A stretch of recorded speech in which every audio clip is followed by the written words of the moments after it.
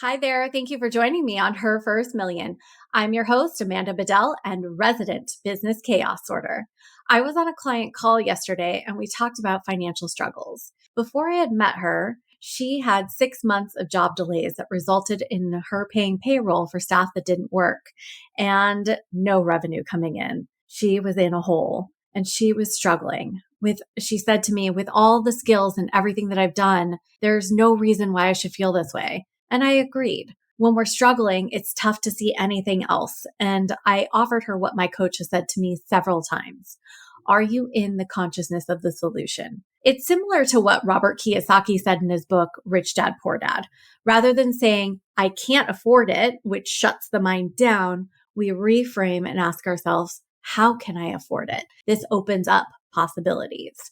Rather than fixating on what isn't happening, let's look at what is happening to see if we can adjust our actions to have greater outcomes. Sounds easy enough, but what does that look like?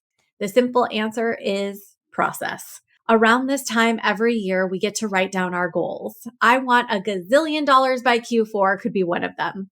Then we may vision board about it, meditate on it, mantra it up, hope, pray, and beg that it happens.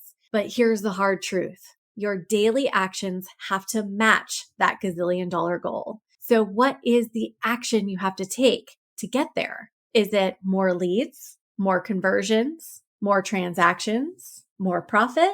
All of the above? Yup. The answer to more cash is about reviewing your process and adjusting your efforts based on your results.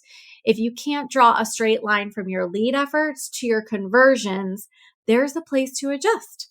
If you can't see the line from conversions to sales, that's a spot to adjust. It's the plan, do, check, adjust method. And it's the simplest way to make slight changes, which over time lead to massive results. What's the first step you can take to reach that $1 gazillion goal? Let me know in the comments below. As for my client, the first step was to initiate our cash flow tracker. This is a method that I learned from my business advisor, and it gives us a 365 view of what's happening to our cash. It's both present and future and past.